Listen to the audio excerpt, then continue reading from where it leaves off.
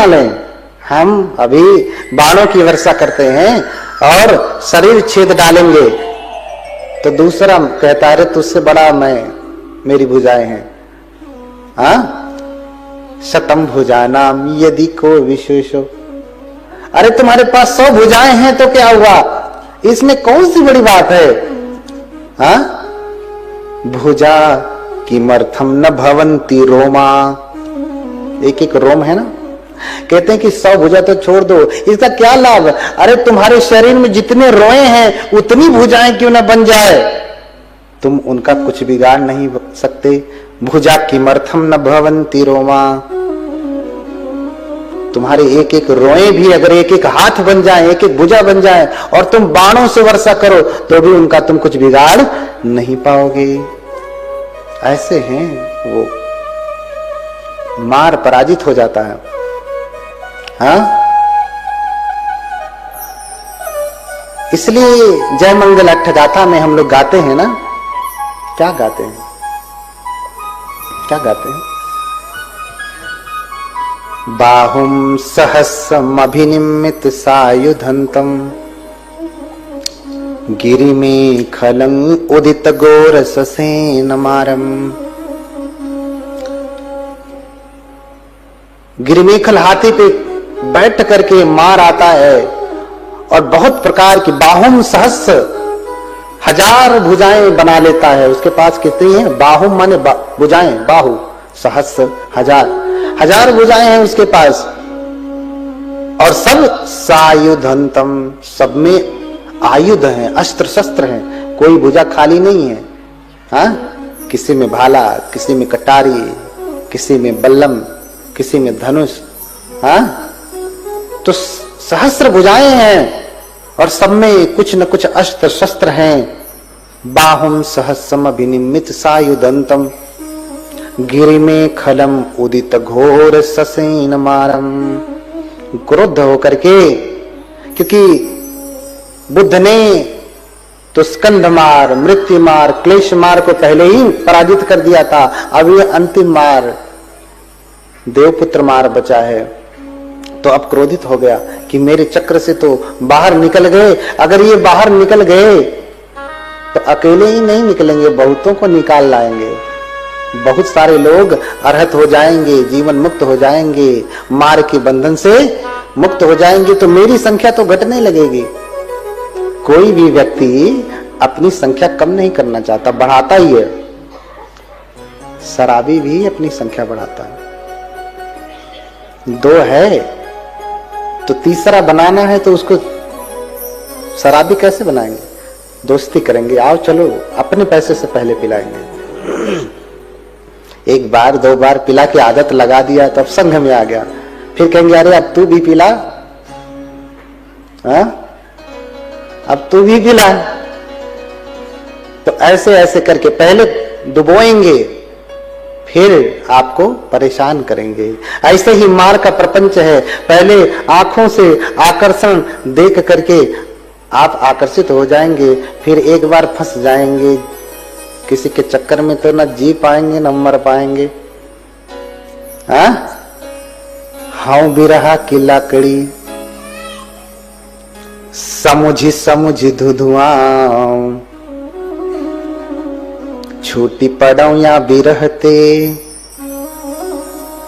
जे पूरी ही जल जाऊं। हाँ, कहते हैं कबीरदास जी, जब लकड़ी आप जलाते हैं, गीली लकड़ी हो, उसे जलाएंगे तो जलती है कि धुआं छोड़ती है?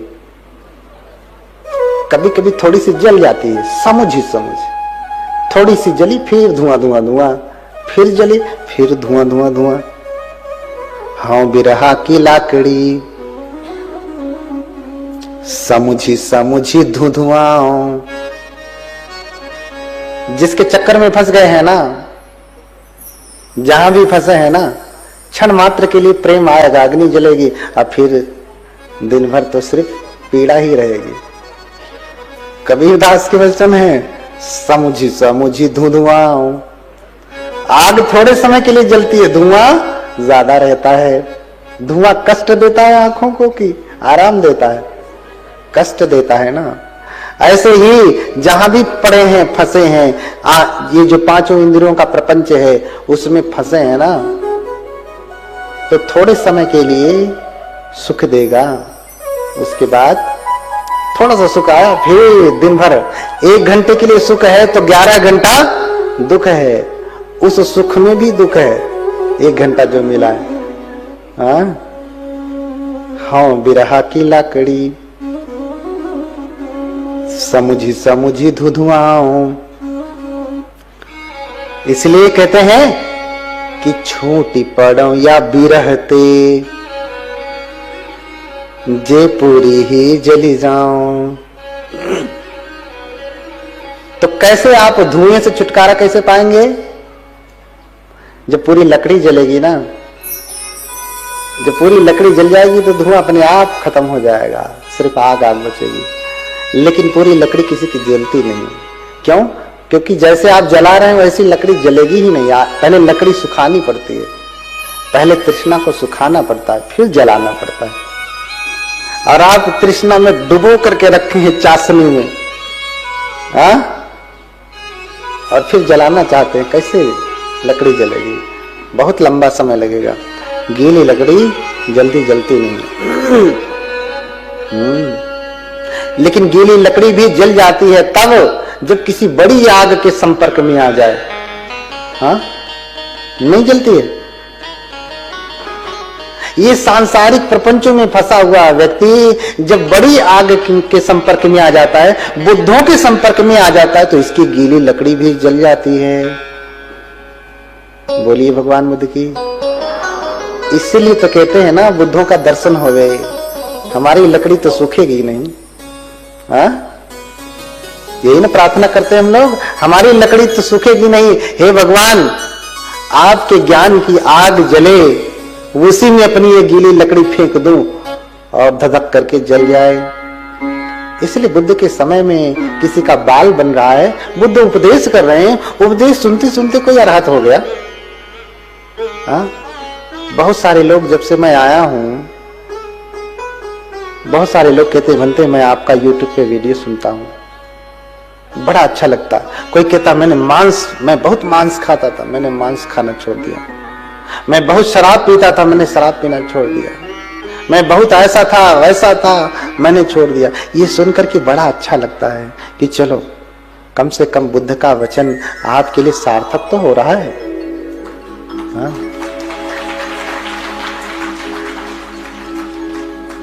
तो बुद्ध अगर आ जाए, हमारे में इतनी क्षमता नहीं कि आपकी लकड़ी को जला दें, बस इतना बताएंगे कि सुखाओ फिर जलाओ। बुद्ध तो जला सकते हैं। हरंति तेभ्यो नमो भिषग्भ्य। मैंने कहा ना, बुद्ध तो आपके दुखों को हर लेते हैं। इसलिए बुद्धों का होना बड़ा सुखदायी है। सुखो बुद्धानं उत्पादो सुखा सद्धम्म देशना। बुद्धों का उत्पन्न होना सुखदायी होता है। तो मार बाहुं सहस्रमभिनिमित सायुधंतम गिरि में खलं उदित घोर ससेन मारं दानादि धम्म विधिना जितवा मुनिंदो तं तेजसा भवतु ते जय मंगलानि। देखिए हमारे लिए मंत्र हो गया। बुद्ध का विजयी होना हमारे लिए मंत्र है। हम उसको गा करके अपनी मंगल कामना करते हैं ना। आपके लिए, सबके लिए मंगल कामना करते हैं उनके विजय से, कि बुद्ध ने मार को जीता कैसे?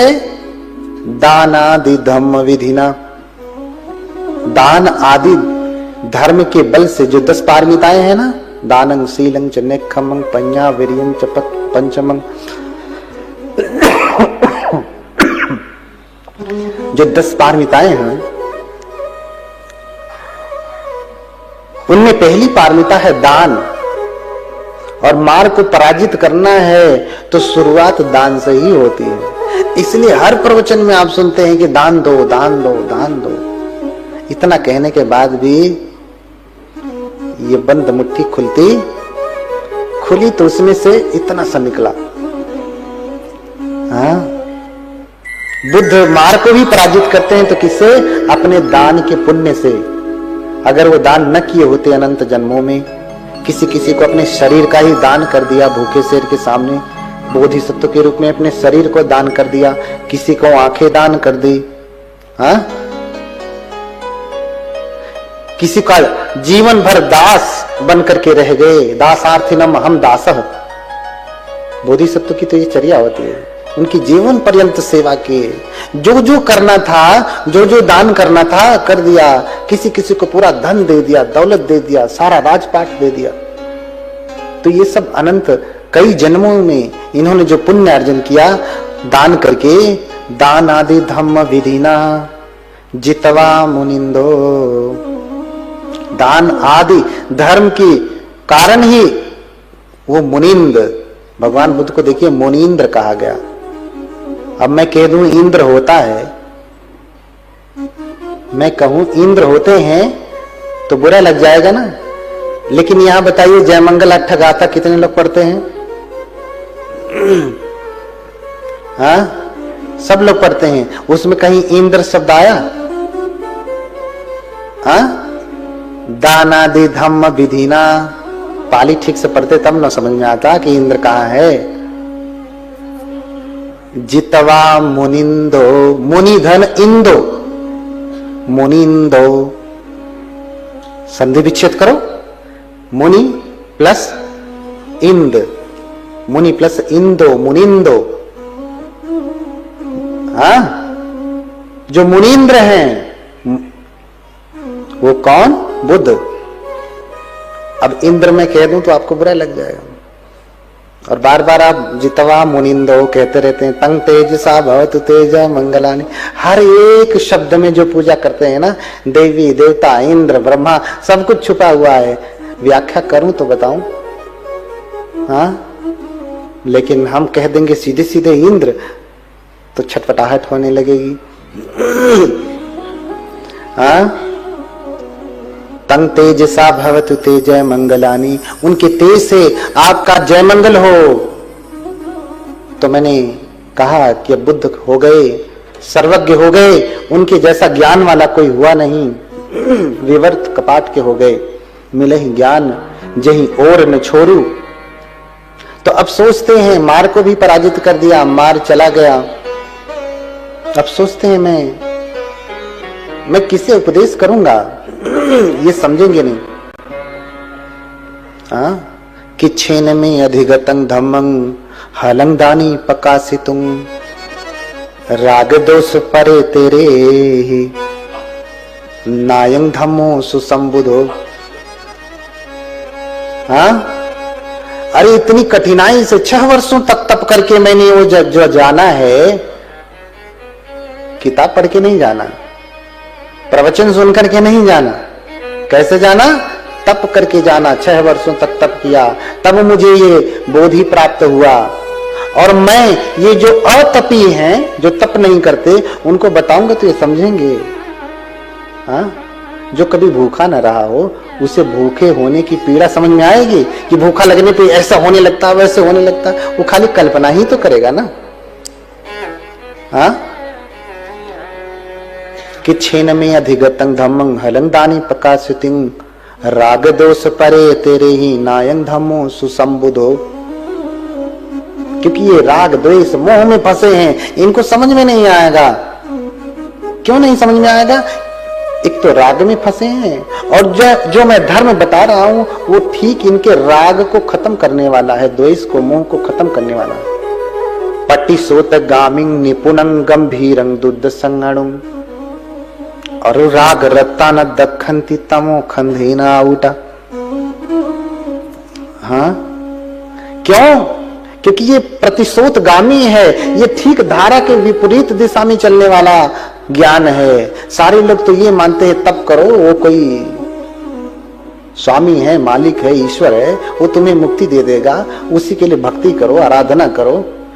हाँ, इस समय भी देखिए जितने भी धर्म हैं, उनका धर्म बिना ईश्वर के, गॉड के नहीं चलता है। चलता है क्या? बस प्रकार अलग अलग हैं, नाम अलग अलग हैं, व्याख्या अलग अलग हैं। सबका धर्म किस पे है? ईश्वर पे आधारित है। और मैंने जो जाना है ये ठीक विपरीत की कोई नहीं संसार हेतु कारु को, इस संसार का कोई ईश्वर स्वामी बनाने वाला नहीं है। मैं अगर कहूंगा तो इन्हें समझ में आएगा क्या? नहीं समझ में आएगा। पट्टी सोत गामी, ठीक धारा के विपरीत चलने वाला है, धारा के विपरीत चलने वाला है। सारे लोग एक तरफ चल रहे हैं, एक धारा में बह रहे हैं, मैंने जो जाना है ठीक धारा के विपरीत में जाना है। अच्छा, धारा में एक बात समझिए, मेरी बात को ध्यान से सुनिए, बोलिए भगवान बुद्ध की। अच्छा, स्रोत का पता कब चलेगा? जब आप धारा की दिशा में बहेंगे तब, कि धारा की विपरीत में चलेंगे तब? अच्छा, गंगा बह रही है गंगोत्री से, हाँ बह रही है ना, तो ऐसे बह कर गंगोत्री से उतर करके आ रही है, ऐसे बह रही है। तो अगर हम इसके साथ बहते जाएंगे तो कहां से शुरू हो रही कभी पता चलेगा? नहीं पता चलेगा ना। तो सब ऐसे बह रहे हैं, इसलिए जिसे आदि नहीं पता वो अंत नहीं कर सकता। जिसे पता ही नहीं कि छेद कहां है तो बंद कहां करेगा? कर पाएगा? नहीं ना। तो सभी धारा के साथ चल रहे हैं। बुद्ध ने जो जाना है वो धारा के विपरीत दिशा में है। इसलिए मछलियों को आपने देखा होगा ना, पानी इधर से बहता है तो मछली इधर ही चलती है, धारा के विपरीत दिशा में। वो ढूंढना चाहती है कि पानी जहां से आ रहा होगा वहां ज्यादा पानी होगा, तभी तो बह करके आ रहा है ना। आदमी से ज्यादा समझदार तो मछलियां हैं। बोलिए भगवान बुद्ध की। इसलिए भगवान बुद्ध का धर्म धारा के विपरीत दिशा में चलने वाला है, ढूंढने वाला है कि अगर ये तृष्णा रूपी जल बह रहा है, आश्रव बह रहे हैं, तो क्यों बह रहे हैं? हाँ, उसका मूल ढूंढता है भगवान बुद्ध का धर्म। तो बुद्ध कह रहे हैं कैसे समझेंगे? ये तो बह रहे हैं, और मैं कहूंगा कि नहीं बहो मत, ठीक धारा के विपरीत दिशा में चलो, तो कैसे चलेंगे? नहीं चल पाएंगे, कठिन हो जाएगा। राग दोष परे तेरे ही नायक धम्मो सुसंबुधो, ये देख नहीं पाएंगे। इसलिए मैं प्रीति सुख का आनंद लेते हुए किसी को उपदेश नहीं करूंगा। मैं ऐसे ही प्रीति सुख का आनंद लेते हुए शरीर छोड़ दूंगा। लेकिन जब ये बात ब्रह्मा जी देखते हैं तो परेशान होने लगते। अहो लोको विनश्यति, ये संसार, अरे ये संसार तो नष्ट हो जाएगा अगर बुद्ध उपदेश नहीं करेंगे। तो स्वयं ब्रह्मा, जिसको आप कहते हैं ना कि संसार को बनाया है, वही ब्रह्मा जी सारनाथ में आइए। सारनाथ में वज्र विद्या मंदिर है, उसमें कभी आइए। ब्रह्मा और इंद्र भगवान के सामने हाथ जोड़ करके विनती कर रहे हैं। हाँ, निच्छरित्वा ब्रह्मनादम ततो ब्रह्म सहमपति।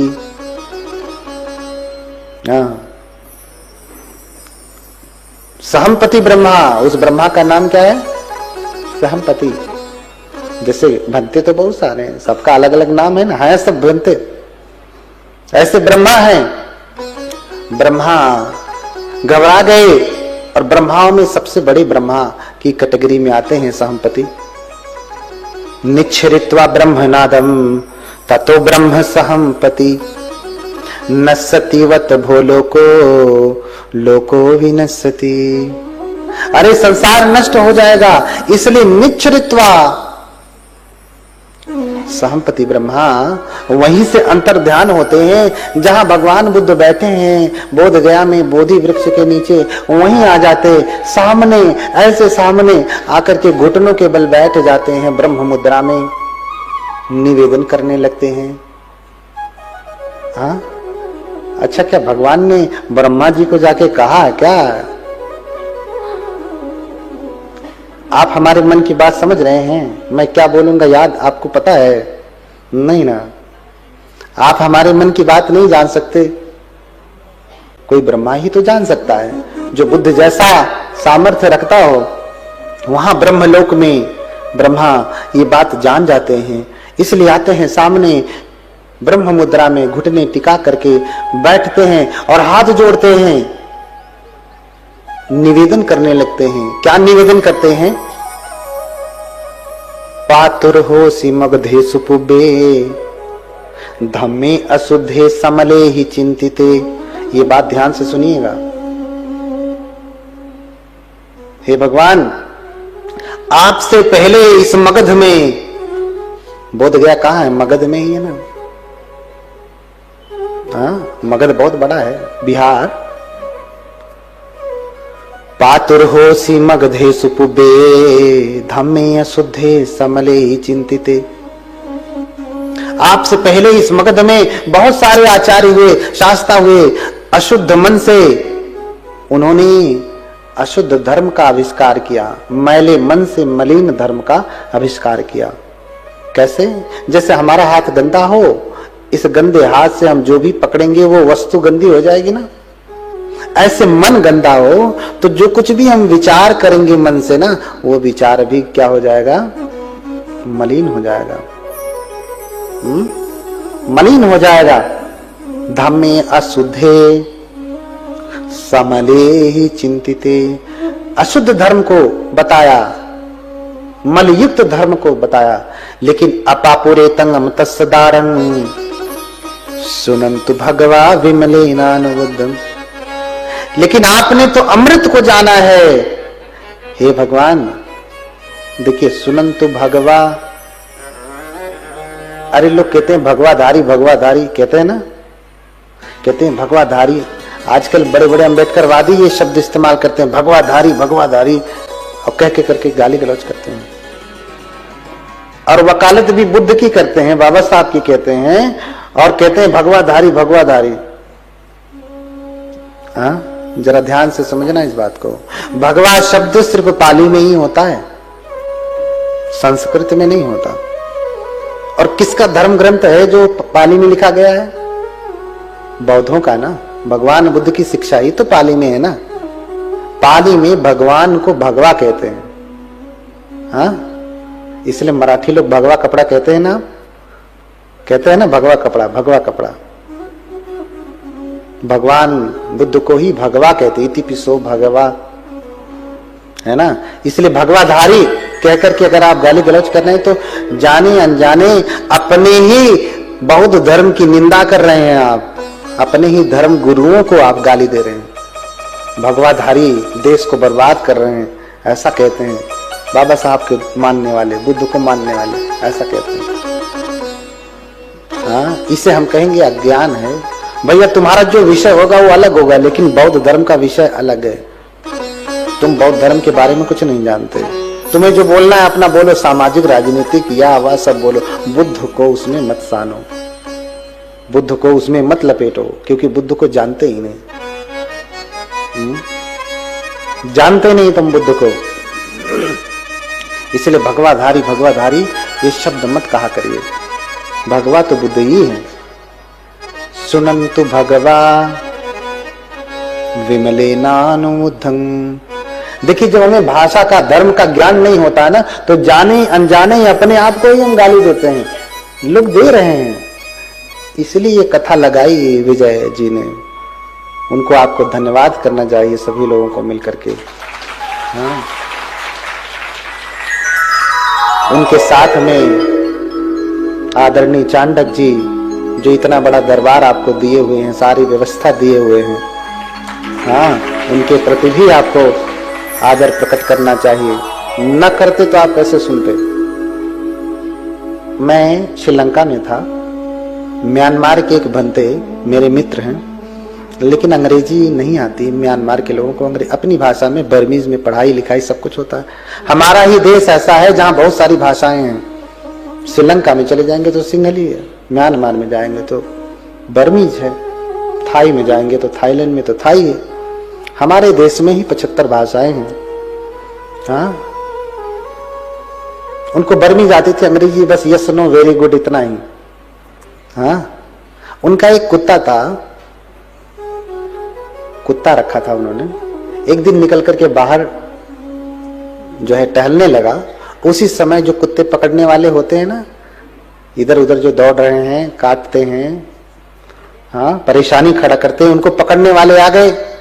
उनका भी कुत्ता उधर ही बाहर अन्य कुत्तों के साथ खेल रहा था, देसी कुत्तों के साथ, रोड छाप कुत्तों के साथ खेल रहा था। उसी समय सबको पकड़ रहे थे तो इसको भी पकड़ने लगे, पकड़ करके गाड़ी में भरने लगे। उसी समय बनते देख लेते हैं, भागे भागे आते हैं, कहते हैं no sir no sir, I am dog, I am dog.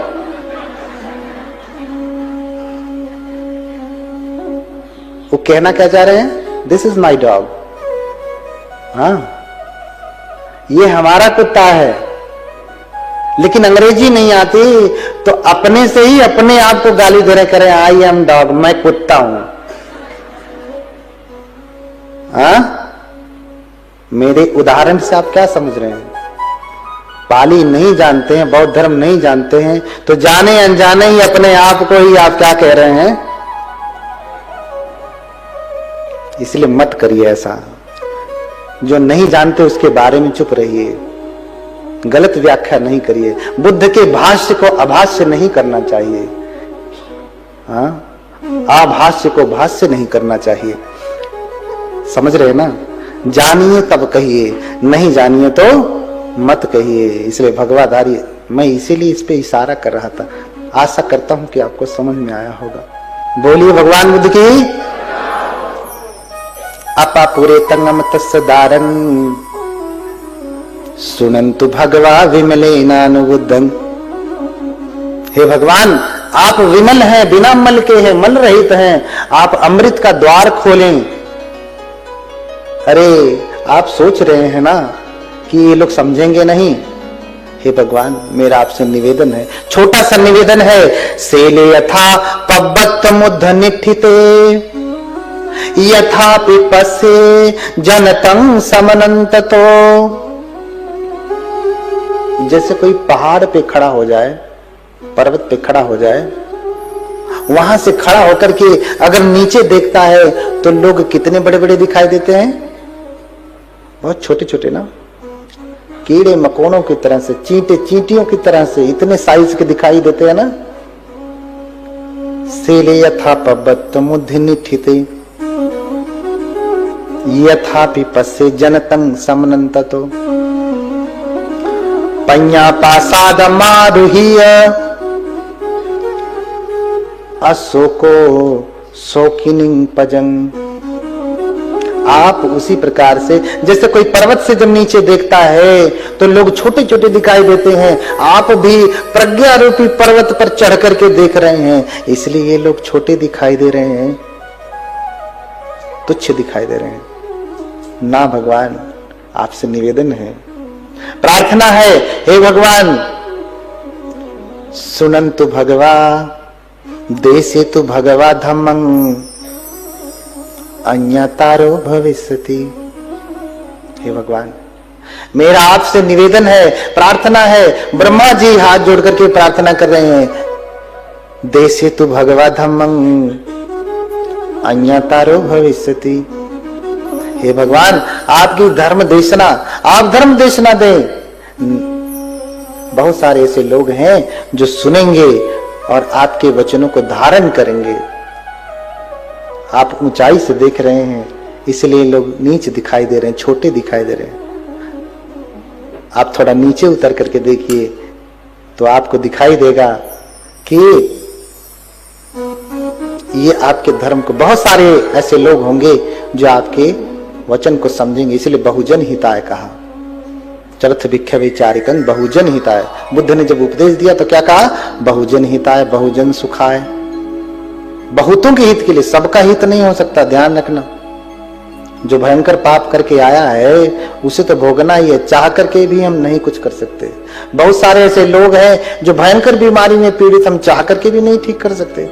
दुनिया के बड़े बड़े डॉक्टर भी नहीं ठीक कर सकते, उसे तो भोगना ही है, उसका हम कैसे कल्याण कर पाएंगे। लेकिन बहुत सारे ऐसे लोग हैं जो ठीक हो जाते हैं। तो बहुतों के हित के लिए, बहुत जनों के हित के लिए, हाँ, बहुजन हिताय।